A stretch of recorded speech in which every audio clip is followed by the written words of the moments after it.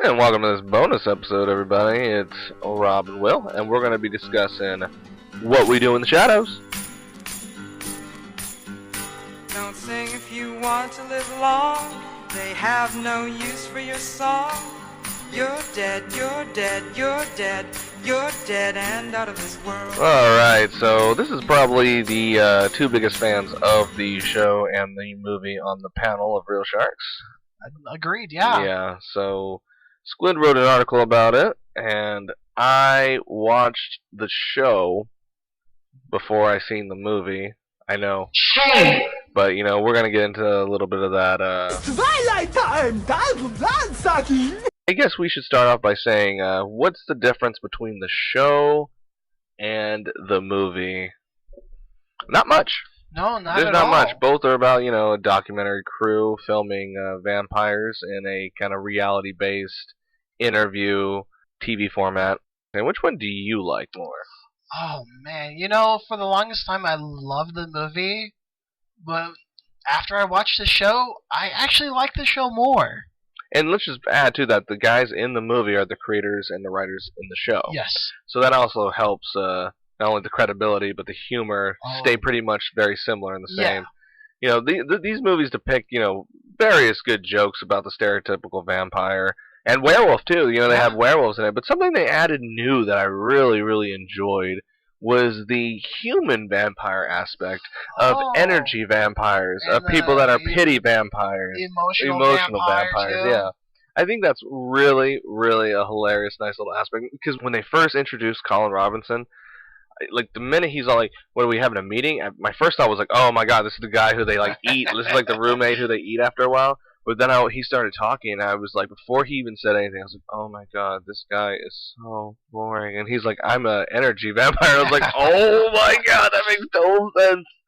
I was like, "Because he's sucking the life out of me just listening to him right now." But I thought that was a good aspect. One of the things that is a huge difference, though, is the movie is definitely more of a horror first, comedy second. Yes. While the show is a comedy first. Because the movie, like when you're introduced to Peter for the first time, that part is terrifying. And for those of you who have never seen it, Peter in the movie What We Do in the Shadows is depicted as like a Nosferatu type guy. I mean, he's like couple thousand years old. Like 400 or 800 years old. Yeah, and like he's the guy who kind of is like the father figure to all of them. He's the guy who kind of like helped create all of them and everything. It was definitely terrifying. He's way more terrifying than the Baron, because you have Peter in the movie, and then you have the Baron in the show. And the Baron is, I guess, supposed to be kind of similar. Supposed to be more of like a Dracula kind of guy instead of a Nosferatu. Yeah. Like he looks more like you remember Underworld 2? Yeah. Victor, I think his name was. Yeah, he looks so, looks like Victor when he first came out. He's supposed to be more of that like terrifying kind of character, but I still think Peter's way more terrifying though. Like especially because the whole stone coffin when he's like Peter, he's like yeah, that part is terrifying. But not to mention that they're terrifying too. The vampires in the movie, like when they chase around Nick and the old high school enemy. It's a very uncomfortable tone that they set in the movie when they're chasing this guy around, because it's pretty scary, and you can see them flying around, and Deacon climbs out of a backpack that he's had on his back the whole time. They pretend to be a cat, and he's Vlad turns into a cat, but his face is still the same. And they make a joke about that later, about turning into animals, but they can't get the face right. That was actually before. Oh yeah. That was before, and they kind of show, Vlad can't actually change his face anymore. It's a cat or an animal body in his face. I mean, jeez, that's a little scary. But what's really interesting about the movie compared to the show, and this is strictly a structural basis, there is a little bit of emotional aspect in the movie, especially when, spoiler, Peter dies. They actually, get really upset. Deacon cries, and he's like, "Get this out of my, our friend was just killed in the sunlight." And it goes right back to the comedy, but for a moment, you're like, there's an aspect of seriousness to it. And you feel bad because they're sad about it. But there's also something that we haven't seen in the show too much that was in the movie was vampire hunters. Yeah, they haven't shown No, that they yet. haven't shown that yet. But they have shown the original cast of the movie in the show as the council, which was great. Oh I my god, love that when they had Wesley Snipes and Tilda. Swinton Yeah, and Pee Wee. I always call him just Pee oh, Wee Herman. yeah, he will always be a Pee Wee Herman. He's just Pee Wee Herman to me, which is a great movie. Great show, great movie. The show though is just incredible. I think it really captures this appeal, especially for someone like me who's been turned off of vampires for so long because I'm so sick of the tweenish vampire scene and the whole vampires can live in the daylight and vampires can do everything vampires are not supposed to do. And this is like takes those rules but then puts it in a real world scenario and turns it on its head, so to speak. It does. And it's really enjoyable. That's why I really recommend people to see both the movie and the show. I think they're both brilliant. But something that doesn't get mentioned too are the special effects in the movie and in the show. But I'm gonna go with the movie first. That werewolf scene is terrifying. It is. When they first run into them, and at first it's really funny. But when they start getting mad, when they start, then their faces, you're like, whoa, that's crazy. But at the end, though, when they actually chain themselves up because of the full moon, he's like, but it's funny still too, because he's like, take off your clothes, mate. Those ones you want to keep. He's like, make sure you take all that off. And he's like, what? Why? And he's like, why did you get a bike lock for your chain? He's like, because I lost my key last time. There's a lot of funny aspects to it, but it got real serious too. It did. And it's terrifying. That's a terrifying part of the movie as well. But in the show, though, the show takes werewolves as it's a complete comedic act. I mean, even to the stereotypical PC culture of the whole. So are you guys Indian from Twilight? Which I absolutely love because again, I hate Twilight. So I think that was kind of a dig at Twilight too, because of that. Well, it's a dig at all the stereotypical things. Yeah, it is. But it worked. You know what's the other big difference between the movie and the show, which I really think is interesting, is the familiars. I was actually going to bring that up too. Because I don't really like the familiar in the movie as much as I like Guillermo. However, though, Guillermo, his character, like the way he goes about his character is just kind of annoying compared to the woman. Because, spoiler alerts, in the movie, it's a female who's the familiar. Yes. But she actually gets turned into a vampire. Later on. Later on. She gets upset because it eventually, doesn't happen. But this is an aspect where a guy's been a familiar for like a decade. Yep. And it's like, anybody, the joke, I just don't want to say the joke is going to run its course, but it might run its course early for me.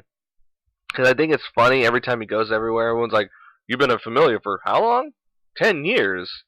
And it's just like, for here and there. And then all of a sudden, it's just, I don't know. I like the whole Van Helsing aspect that's coming out, though. I think that's pretty awesome. I can't wait to see what they do with that whole bit for season 2 that's coming out next month. But with the familiars, I mean, in the movie, Deacon treats his familiar more like a slave than a servant.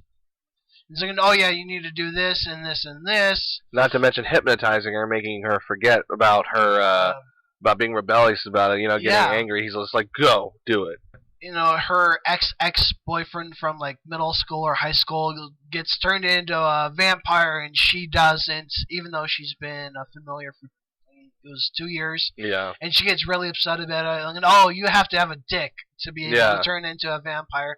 And that's what I kind of love to see, like, in how frustrated and annoyed she got. Yeah. With not being able to become a vampire, and then the vampire party / ball towards the end. Like, oh yeah, I'm a vampire. Yeah, it was actually Nick who turned me into a vampire. Yeah. Nick, I mean, he's that new age. I really don't care for Nick too much. You don't care for him much? No, I don't care. I thought the part of Nick was interesting. However, though, I felt like it was only a way to introduce his friend.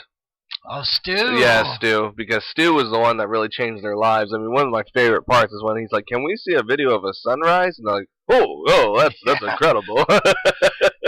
That was funny. They don't recycle a lot of jokes in the movie from the show, which I really enjoy, because that's one of the things I can't stand is a movie that goes to a show and they just recycle the jokes. Like the whole I love how they can't see the reflection, so they talk about how they have to draw pictures of each other. Yes, And he's like, "Ooh, look, a ghost cop," you know. And then later on, you see him and Nick playing with the like their duck and well, they pretend like they're Pac-Man going and with the ghost and the handkerchief. Yeah, I love that. I thought it was funny. But you know, the other aspect too that's different from the movie and the show is the Nadia in the show is hilarious. She is another key element of what makes the show, I would say, better than the movie, because her whole aspect and her whole character is just totally out there and hilarious. Especially the Gregor bit. She's in love with that guy who's the reincarnation of her lover, but he's not just like the reincarnation. He's been like all these different things, like a horse. He's been a wash lady. He's been a soldier, and every time he gets his head cut off. But what the greatest part about it is at the end when it's there's even a cute little love aspect between Nadia and Laszlo, because he admits to Gregor later on that you're here again. He's just like outward appearance may have changed, but the game is still the same. He's like, I'm here to cut your head off. Yeah. That part is hilarious. There's so many good touchbacks to the movie and the show that are really funny. Especially the I don't know, when they're in the council, the fight scene is exactly reminiscent of the fight scene from the movie, which was hilarious. And all the cameos they get in the show are just too much. I loved the council too when they made the joke about how where's Kiefer? He's like, oh, he didn't want to come. No. Rob. He's like, Rob, he just wants to put it all behind him. And Brad and Tom, they're not committed like we are. That was great. And for a second, it took me to, I was like, what are they talking about? But I was like, oh my God, Kiefer Sutherland from The Lost Boys, yes. Brad Pitt from Interview with the Vampire, and Tom Cruise, which is hilarious. And Rob, of course, Robert Pattinson from Twilight. That's the Rob that they were saying. That's the Rob who they were talking about, yeah. That's what made it really, really funny.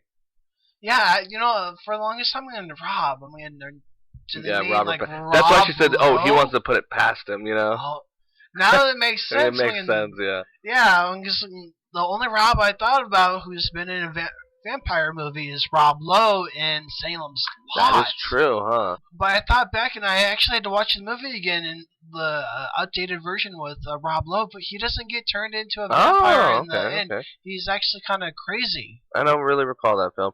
They should have said Nicolas Cage when he plays that stupid movie. I'm a vampire. I'm a vampire. I'm a vampire. Can you imagine Nick Cage being a part of the council with the fake vampire teeth? They should have done that joke. They should have done that joke.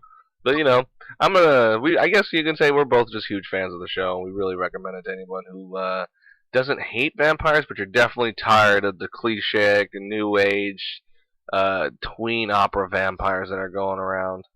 So definitely recommend this show to everyone. And we'll just we'll end the segment with this. We all like to pretend I'm a vampire! I'm a vampire! I'm a vampire! I'm a vampire! I'm a vampire!